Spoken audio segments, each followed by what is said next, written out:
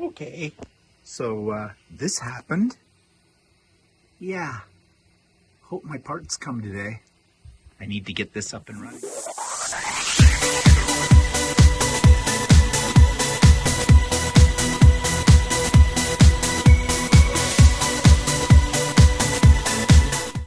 Good morning, everybody. It's Stephen here for Bland Designs and the Idiot Quilter, and welcome to my weekly vlog number 371 for August 12th, 2024.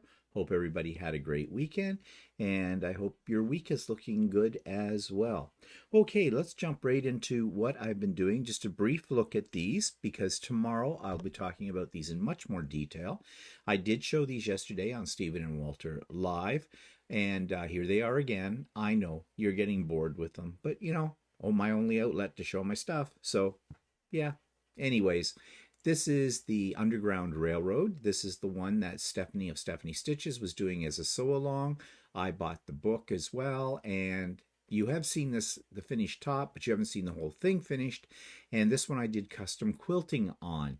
And tomorrow I'm going to talk about that because, well, I had some problems with the custom quilting as well, and with Lucy. So we're going to talk about that in a little bit more detail then on Idiot Quilter. And also finished quilting and binding this quilt, another Stephanie Stitches creation. The first one was not one of her creations. She was just doing a sew along with it, but this is definitely one of her patterns. I love Stephanie's patterns, as you well know. And it's all quilted now, and I think it turned out quite nice. So yeah, that's what I've been up to. And I've been up to a couple of other things. You can see just behind me on the wall, there is a sort of a Christmas quilt there. I'm going to be talking more about this come So Chatty on Friday, when that goes out, hopefully, because I have been making that quilt completely on my Serger. We'll talk more about that on So Chatty as part of our series about sergers and cover stitch machines. And if you haven't checked that out, you probably should, especially if you're thinking about buying a serger or you own a serger. It's one of those machines that, a lot of people find a real mystery. And actually, I still find it a mystery myself, too. Okay, let's jump into the YouTube channel of the week. This one, if you like things about archaeology and history, you're going to like this one a lot. If you love history as much as I do, then you're going to find this YouTube video kind of interesting. It's called What Archaeological Sites Used to Actually Look Like. And what they've done is they've taken pictures of the present day areas and reconstructed them using computer programs to show you what it might have looked like in ancient times. And I found this really, really interesting because they focused on some of the major historical sites, ancient historical sites around the world, and some of the 7 wonders as well of the ancient world. It's kind of interesting and kind of mind-boggling when you think about the technology and how advanced those civilizations were that created some of these structures. So if you're interested in that kind of thing, then you're going to enjoy this particular video clip called What Archaeological Sites Used to Actually Look Like. So you'll find the link for that YouTube video in the show notes below. You'll also find various other links, and of course there is our link for Sewing with Stephanie and Stephen, which happens every Wednesday at 9 a.m. Eastern Time, except this week. Listen carefully. The link is different. Why is the link different? Because I will not be on Sewing with Stephanie and Stephen this week. Last week Stephanie wasn't on because she was at a retreat in Texas. This week I'm in Toronto. I'm going to be going to the Royal Ontario Museum that day to see a very special quilt show that they have put together from their collection of historical quilts. So that's going to be very interesting. But it presents Stephanie and myself with a slight problem with the link because we both have accounts on Zoom, so we can't share the links with each other. Okay, that's just going to get too technical to get into. But the way we get around this problem is Stephanie has created the link for this Wednesday only. So that's the link you want to use, not the usual link. Now, the new link is here in my show notes, and it'll also be in my show notes for the Idiot Quilter, and it is over on Stephanie's a YouTube channel as well in her About page. So that's the link for this week only, for this Wednesday, okay? So we'll see how many people forget that and try to get in on the old link and then start yelling at me.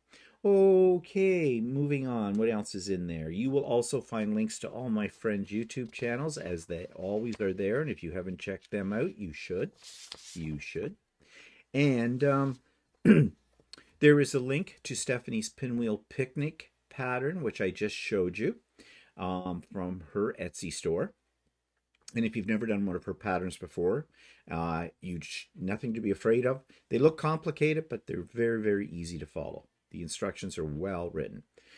And you'll also find links to all my videos in the past week. So let's take a look at what's going on outside today. And it looks like it could be shaping up to be a very nice day at the time of recording this. We're looking outside at my front door, and it is 6:45 in the morning. So yeah, looks like a nice cloudless sky at the moment, according to the forecast. It is 14 right now, currently 14 degrees C, which is a little nip in the air, but nothing to write home about. And we're going to a high of 24. So very pleasant day, I think. Not sure what the humidity is going to be. The humidity, where did I come up with that word? Humidity is what it's going to be like. That'll make it feel a little hotter. But the last few days have been quite pleasant, really, around where I live. So I know it's hot in a lot of other places, especially down in the Midwest and Southern United States. And we heard last night on Stephen and Walter Live that they have some earthquakes happening in California. So I hope they're nothing too serious. Nothing that we have heard about those up here. And we usually do hear about that kind of stuff. We hear more things about the Americans than the Americans hear about us in Canada. Yeah, but we didn't hear anything about earthquakes. But anyways, hopefully they were minor and didn't do any damage or hurt anybody. Okay, so what's pissing me off this week? Okay, I don't know if you've noticed this or not, and let's go over here. Excuse me. But when you go to YouTube and you're searching around for something to watch, and if you're like me, I can't get rid of the frog. If you're like me, then you might like documentaries. I like documentaries. I learn a lot from documentaries. And there's a lot on YouTube. However, what really annoys me is the use of AI to create these documentaries. And you know when you hit one of those. And this is why. First of all, listen to the voice. And if you watch enough of them, you're going to hear the same voice. Oh, it sounds very human. It's not like back in the dark ages when first computer technology, when the voices on them, if you had any voice at all, sounded very robotic. No, now they sound like a real human being. But they're just too perfect. And they have the same inflection in them if you listen to them carefully. So you know those are computer generated. That's AI. The other thing I don't like about these documentaries is there's a whole lot of stock footage and stock pictures. And these are things that they're all over the internet. You can pick them up. Some are from paid sites, some are from free sites. And they're allowing the AI computer program to string these images together according to what the text is. These are completely computer generated. I have tried this and it scares you because it actually does a really good job. But what gets my goat is there is only one reason why content creators are using AI to generate a so-called documentary on something. They're doing it for the hits, for the views.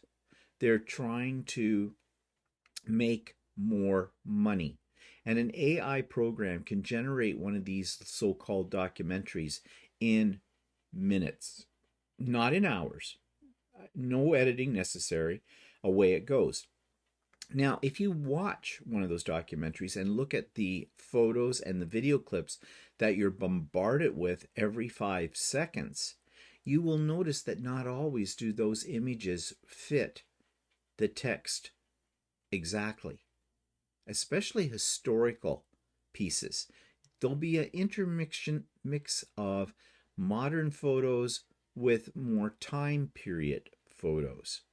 Now that means the human behind the program did not do any editing, because on these AI generated programs, you can, as a human, go in and fine tune them to suit your purposes. Now, I'm all about using technology to help you out with something, with a task. However, there's a fine line between a human producing something and a machine producing something. And you know that it's mass production. It's mass production of documentaries. So then you have to start questioning the content. And if you go to these for information like I do, you want to learn something, you might not be learning the right things. Because although computers are intelligent, they're not absolutely perfect. And so some of the bits and pieces of information, which they basically gather from the internet, example, go to Chat GPT, put in a topic, it's going to write you an essay or a short story or whatever based on your words that you put down. And so it just looks for that content all across the internet. And we know there's a lot of content on the internet that is not reliable or truthful or correct. But AI is picking up on that. Now, I am sure in the coming years, AI is going to get so much more sophisticated that maybe there'll be less of this as a problem. AI will be able to determine, however it does it, what's truthful and what isn't, hopefully. But right now, I don't think it's at that stage. But it does such a convincing job that when you're watching one of these documentaries, you think what you are hearing is the absolute correct information. So here's another level of where we have to be skeptical about what we see and hear. Take everything with a grain of salt, and it's going to become increasingly more difficult as AI becomes much more sophisticated. And I dare say, in a year's time, a lot of video content that's on YouTube is going to be AI generated. And that's going to be scary, very scary, because one, we're not going to know whether we're getting reliable information. Two, it can be used to manipulate us. And be one example of that, look at the current politics in the United States. People are using AI on the social media providers to create false images of the candidates running for president and other offices. Very, very scary. So yeah, YouTube is going to be at the forefront of AI technology, I am sure. And it's going to be interesting to see if YouTube does anything about regulating the use of AI. And I don't think they will. And why? Simply because it comes down to the almighty dollar. YouTube makes a lot of money on advertising. So the more people creating content that is viewed on YouTube, the more advertising they're able to put on YouTube and the more money they make from the advertisers. So yeah, I guess everything is reduced to money, and AI is no different. So there we go, buyer beware. We have to take everything, as I said, with a grain of salt. Don't trust what you see and hear. And this is going to become progressively more difficult. Scary. Okay, so let's go on to the grow lights and the deck. Now, I didn't take any pictures this week. I made a little video. The grow lights right now just have some lettuce under them, so not worth looking at. But I thought I'd take you on a little tour, or an update sort of the deck garden and how things are doing there. So I'm going to insert that little video clip in here for you now. So it's 7 o'clock in the morning, and it's a bit of a brisk day. When I'm filming this happens to be Saturday, August the 10th, and I thought I'd show you what in the morning things look like out here on the garden. Lettuce is doing well here. We've got some hot peppers in here. Some more lettuce up here. I think we better eat some of this because it's going a little brown. There's new growth with some weeds, I think, in those pots. Whatever that flower is doing really nice. And now these are the midnight tomatoes. Little black things, as you can see. Tomato plants are looking not good. We just had a lot of heavy rain, and it's been really hot, and this area of the deck gets really hot. So you can see we've got some more cherry tomatoes there.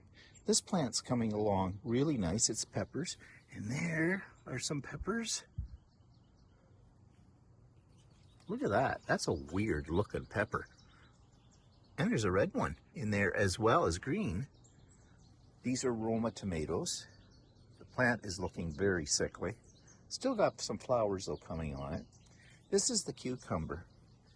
And yeah, we do have a cucumber. There we go. We've had about 4, oh, there's another one over there. We've had about 4 cucumbers so far off of this, or 5. This was our experimental plant. I think it was working out pretty good, and I think we'll do that next year too. This is a sad looking tomato plant. They look like they've gotten a little blight or something. Oh, look. Squirrels found our tomatoes. They like to leave a little bit on the top of the deck just to let us know they were here. Nasty little things. This is also a pepper plant, and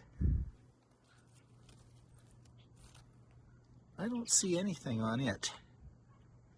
We have gotten stuff from it, but there's still flowers coming. Oh, there's some little small ones right in there. So still a little life there. Basil's looking pretty good. Pull that one off. These were onions. I don't think there's anything in there now. This is another pepper plant. These are a hot pepper as well. And there's still lots on there. Onions are looking sad. Those onions were transplanted from downstairs. So it's been a tough summer on these plants out here. The sun has really done a number in on them. But nevertheless, we've had quite a good harvest from them so far. Okay, so did I buy anything new this week? Well, I did. It's not that exciting because it's essentially parts for my printers. My new printer number 1, that I've just had great success with and I absolutely love, and I've talked about it before, my Creality KE1. Love that machine. It finally needed its nozzle changed, and I had not done that on that particular model before. But YouTube had a video, and it was very, very easy. In fact, I think it was a little easier than doing it on my Creality Ender 3 version 2s. I did have a spare nozzle because the machines came with a spare nozzle, but I immediately went on to Amazon and ordered more of them, and you can see them here at the bottom. And I got 10 piece, and they're not really expensive. I think for a package of these, it cost me, I think it might have been, it was under $20 for 10 of them. So I got those, but the things right above it, these weird looking things, these are silicone. They call them silicone cover for the hot ends. You need to have these as well. It protects the rest of the parts that are near where it all heats up from the heat. The thing about these silicone covers, and I had one's different shape for the other machines, the older machines, is they break down over time from the heat. Even though they're silicone, they do. And when I had to pull them off, they ripped. It ripped right down the middle. So it put fixing the printer on hold for a day or two until my parts came in from Amazon. They came in pretty fast. And I could replace the silicone hub or cover, and I could replace the nozzle, and the machine is working like a charm. And as I said, it was very easy to do. If you're thinking about buying a 3D printer, you must take into consideration there will be some general maintenance to do every now and then on your machines to keep them running. And it will involve replacing certain parts, primarily your nozzles. and these silicone covers. And it's not hard to do. So don't be afraid of that, but just be prepared. In fact, I think it's a really good idea if you buy yourself a brand new 3D printer. At the same time, you also buy at least these two parts because you are going to need them. And as I said, you can get them on Amazon and they are not that expensive. And at the top, you can see I ordered some more of that filament that you've seen before. It is the matte rainbowy filament. I'm really in love with that filament. So I bought another spool of that. I think I've been through about 3 or 4 spools of it in the last couple of months. But I do like it. But that's all I bought new for myself. And it's, as I said, it was more or less general maintenance for my 3D printers. So speaking of the 3D printers, we're now on the section that I like to call, can I print that 3D effing thing? Desk organizers. There are all kinds of organizing solutions that you can print with your 3D printer. And I love desk organization, and I'm constantly reorganizing my desk. And in fact, I'm looking at my desk right now and realize I have a whole lot of cables running all over the place, and I don't like that. So later this week, maybe I will explore what things I can get that I can 3D print that will help keep my desk and my wires all nice and neat. And spoiler alert, I know that you can get things like that. I've already looked into it. Yeah, so I may talk about that next week if I get around to doing that. But right now, I want to show you a little video I made about desk organization. With a 3D printer, you can make all kinds of custom organizing pieces for your desk or for your drawers or for your bathroom or whatever you need something for. And the beauty of doing 3D printing is it's very easy to alter some existing designs to customize them for what you might have that you need them for. So I'm going to show you a few of the things that I have made that I use on an everyday basis. Right here you can see this is a sticky note holder with pens as well that sits right by my desk, which is very convenient. And you could enlarge this to hold full pads of note paper, things like that. I have another little case here. Now this was actually meant to hold cables, to organize your little cables for charging devices and things like that, but I use it as a pen holder. And again, that sits on my desk, as does this little thing for organizing your USB drives, which I find very, very handy. I love this pen holder. It's a chameleon. And I have made several of these, and I altered it so that this particular one has a little gnome, because gnomes are my thing, sitting on them as well. So you can make these kind of things, and if you want to give them to gifts for people, you could personalize them as well. This I originally made this for my bathroom to put next to the sink to hold my toothpaste, my toothbrush, my beard shaver, and different pieces. I found it was a little small, so I made it a little bit bigger for my bathroom accessories, and Walter liked it so much that he wanted one too, so I made him one. But this one I had was my first one, and I thought, I'm not just going to throw it away, I'm going to use this. So it sits over by my 3D printers with some of my most reached for tools when I'm 3D printing. And again, you can customize the size of this, make it bigger or smaller depending on your needs. This was a series of individual little baskets that after I made them, I glued them all together, and I use it to hold some of the tools that I use with my sewing and construction of my various patterns and things like that. It sits right next to my sewing machine. So that's great. Now, if you want, you can make this a little larger. Some of my items that I have in here are a little tall for these boxes. It works for my purposes, but it's very easy for you to take these and make them taller or wider or whatever you want. And because these are individual components, you can make them individual sizes and either glue them all together or use them just as separate little boxes. Of course, You always need a notepad handy to you. I make my own little note papers, and I have this little pad right here that holds them together. These are just loose. Basically, it's an 8.5 by 11 sheet of paper that I had print out the grid, and I got things to do today, and I just cut it into quarters, and it fits in this little tray. And this is another tray which right now I'm not using it for anything. It's sitting in a drawer, but it is a drawer organizer. And again, you can take this and change the size. And given the size of your 3D printer, you can make it, up to the size that you can handle on your 3D printer. So you need a drawer maybe in your flatware drawer upstairs, or your utility drawer, to organize things. Very easy to custom make something like that fits your needs and the space you have. Now, there are all kinds of different desk organizers and storage devices on places like Thingiverse that you can get for nothing. So these are practical prints, and I love devices that organize my mess. And so I go and I print these kind of things on a regular basis whenever my need comes up. In a future video, I'm going to show you things that I have printed specifically for organizing my sewing equipment. And during this week, I got this idea. I was making some more of my scrap buckets on my 3D printer, and I make those dragons as well, and I was thinking, what happens if I combine the two? So here's what I'm talking about.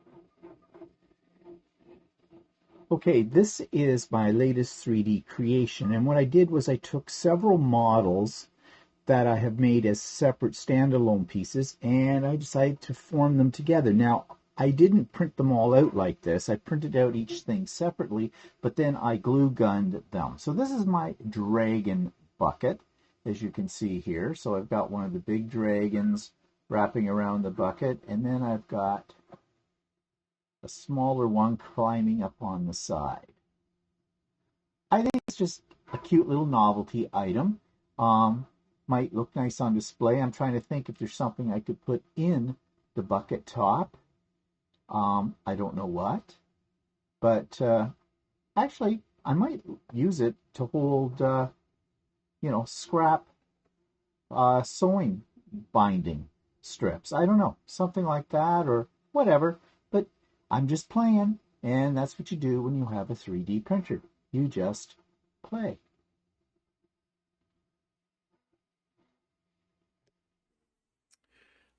I love coming up with new ways for putting things together from the 3D printer. It's the maker in me. And what I've been doing as well with that dragon bucket that you saw, I have found a use for it. I'll just show you a quick little picture here. If I can get my picture up, bear with me for just one moment. I thought it might make a really interesting container to hold some fabric. So it sits over on one of my pressing area, and it's holding Halloween fabric at the moment. And I think I may, switch it out every now and then. If I've got some other really pretty fabric, I'll stick them in the bucket. Is it a practical use? Well, yes and no. It's more of a decorative use, but that's okay. I don't mind that. Okay, so I was saying that I am a maker, always have been a maker, always trying to stick things together with something. And so I thought one time way back when I first started doing videos, I had a whole lot of ideas. I still have a whole lot of ideas. And I have tried different methods for collecting those ideas. And so back when I first started making YouTube videos, I decided I was into album making, so I decided to create an idea album. And it was a folder I created to store ideas as they came to me, or anything that was inspirational.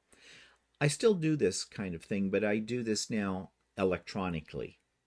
I do it on my computer. But back in those days, well, I still had computers then, but I was still more paper bound than I am today. So here's a blast from the past, a video that I put up over 10 years ago about my idea album. Okay, here's my latest project. If you've seen some of my previous videos, I showed you how to make a designer folder, like a file folder kind of a thing.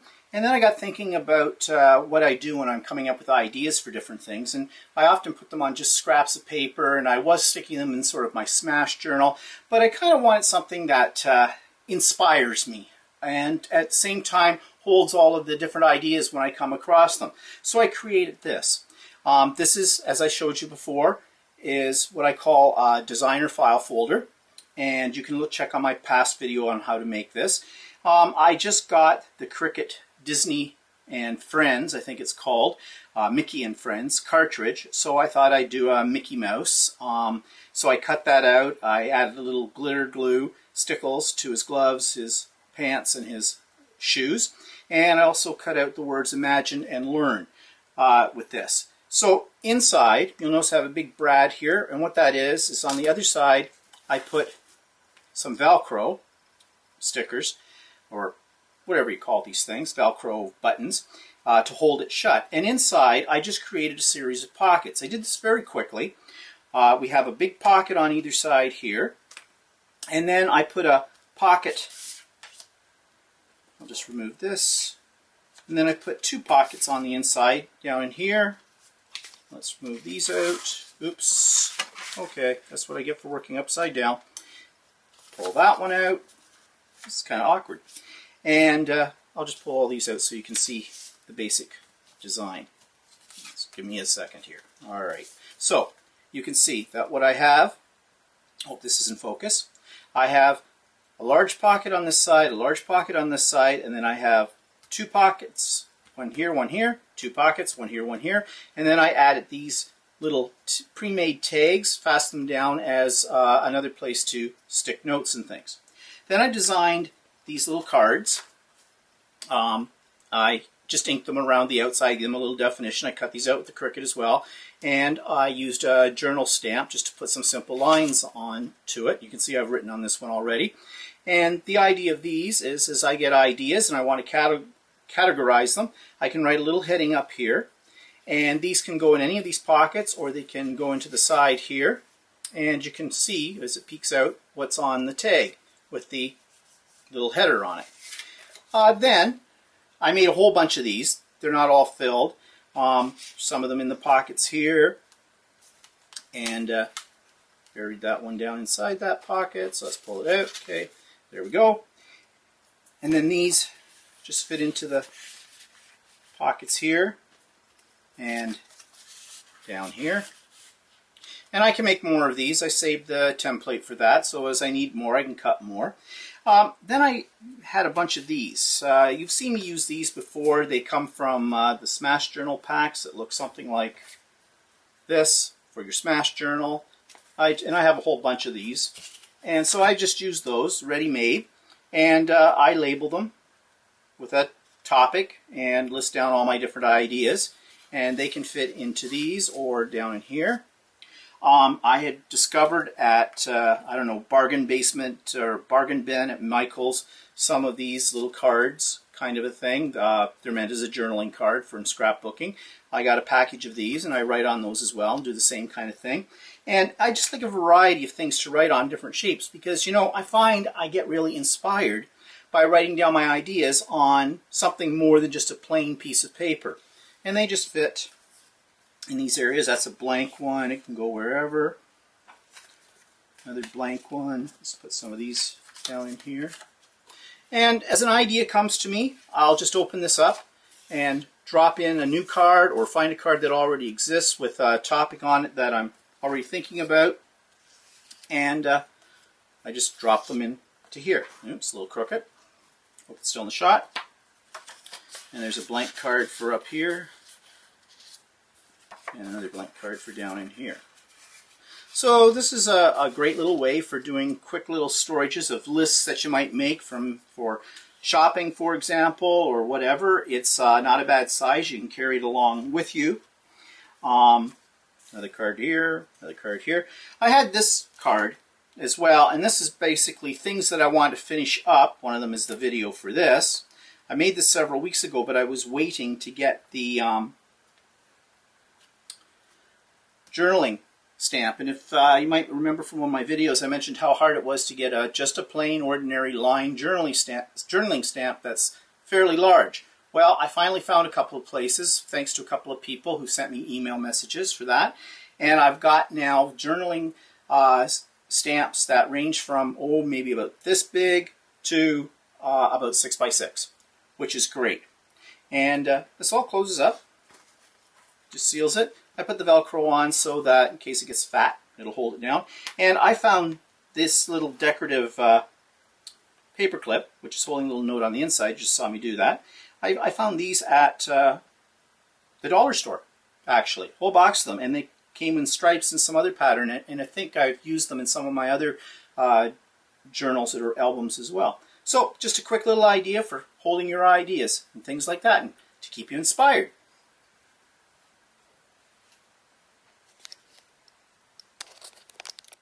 So that takes me to events in the past week. Well, here's something exciting. Defrosted the fridge. Now, yes, fridges are frost-free these days, but I have a little tiny bar fridge that I've had since about 1977. When I was in university, I had this in my room at university. You weren't supposed to have them, but I had one, and it actually fit very nicely into my closet in my room, and that's where I kept my little snacks and my whatever I was eating in those days, that kind of thing. And it has been a great little fridge. It still runs, and we still use it. It sits in our mudroom, and it's sort of overflow. It's where I keep my yogurt and eggs and bottles of water and stuff like that. Great little fridge, but it is not a frost-free fridge, and it hasn't been defrosted in quite a few years. Like, I don't remember when the last time I defrosted, but I can guarantee you it's been well over 10 years, if not 15. Needless to say, in the little tiny freezer compartment of this fridge, which is about this big, you couldn't find it because it was a big block of ice. It was encased in a block of ice. And there's a little door that goes over that area. And years ago, one of the little hinges on the door had broken, but it was sitting in there anyways, propped up, and actually the ice helped to hold it there. But when I opened it up a few days ago, that little thing dropped out, and I tried to put it back up so it would stay, but the ice block was so big that that's not going to work. And I thought, I really need to defrost it. Now you're going to say, well, you're just being lazy. You should have defrosted a long time ago. You're an idiot. Yes, you are right. However, the reason I didn't, and this will sound stupid, is because I was afraid that when I turned off the fridge to defrost it, when I got it all done and turned the fridge back on, it might not come back on. I mean, we're playing here with a almost 50-year-old fridge. Okay? They don't make them like that anymore, for sure. And replacing it would not be a big problem because I would replace it. But there's a little bit of nostalgia in there. I mean, that fridge has been with me for most of my life, if you think about it. Yeah, kind of scary, eh? And although it's an inanimate object, we've seen a lot together. So I took the chance. I shut her down. I opened up. Now, the hard part was, so I can't get the ice out. I'm just going to let it defrost because just from room temperature kind of a thing. But it's a tiny fridge, and how am I going to collect the ice and the water that comes off that without making a mess? So I packed it full of towels on each of the shelves and let it drip in the towels. And I checked the towels every so often, and if a towel was getting too wet, I took it out, replaced it with another towel, took the other towel, threw it in the spin cycle of my washing machine to get the moisture out of it, and threw it in the dryer. And then I was recycling towels for about 24 hours because that's about how long it took to get to the point where the ice was loose enough I could grab it. And when I did, I wish I'd taken a picture of it. I had this huge solid piece of ice, and I'm saying to Walter, open the door, open the door, open the door, because it was cold. Of course, I'm doing it with my bare hands. Yeah, I know, I'm an idiot. And I took it out and threw it on the front lawn. And there was another one equally the same size that came out at that point as well. And I threw it out on the front lawn. It took it over a day to melt. That's how solid that ice was. And then came the moment of truth. Will the fridge start back up when I turn it on? And it did. And it's working like a charm. They just don't make them like that anymore at all. We have had several others since we've been in this house over the last 30 years that have burned out within a matter of 3 or 4 years. The current one, the newer one that we have now that's in the rec room, it's been working fine. But who knows? Its time may be up. But this one, I'm thinking of putting it in the will and leaving it to somebody. I don't know. It's just been that good. I wish all of our appliances were built like that, but they're not. Okay, so I did buy a lot of fabric and thread from Quilter Quilting this past week because they had a big sale. I'm going to talk more about that and show that tomorrow on the Idiot Quilter. And I got in on an even better sale when I was there. That was something they had made a mistake. But more about that tomorrow on the Idiot Quilter. And we went off on Saturday to a town east of us, 45 minutes to the east of us, called Port Hope, because they were having an arts festival. Art in the park kind of a thing. Well, a craft fair. It was more of a craft fair than an art festival.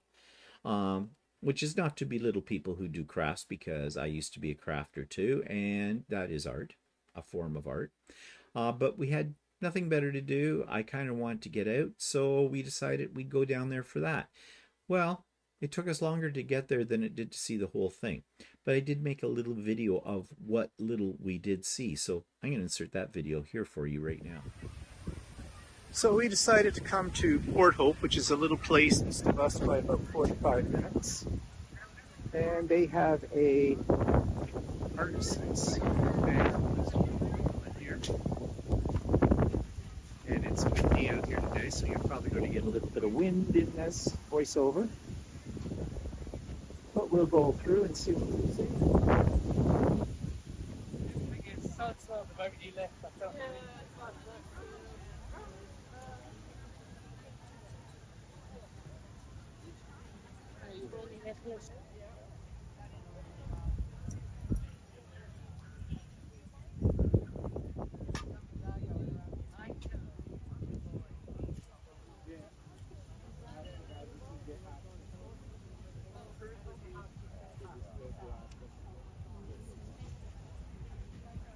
Peanut butter. Oh.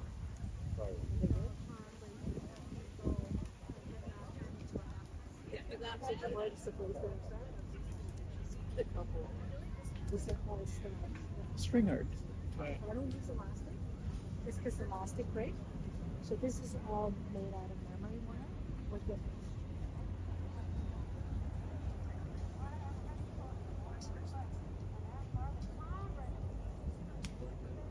Yeah, she got felt up. We didn't use it. From some seaman.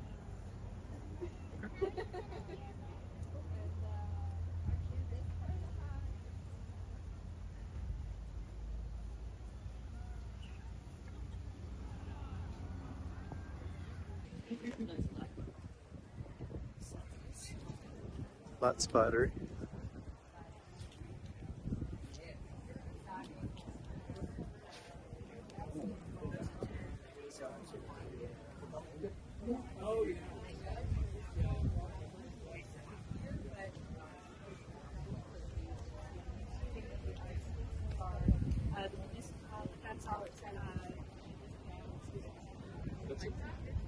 Any bracelets with film in it. Oh, that's kind of unique.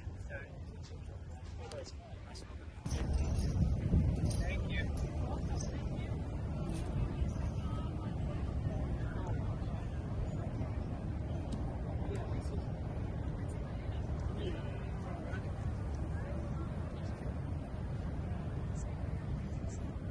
I'm not doing a lot of commentary because what can I say that isn't obvious?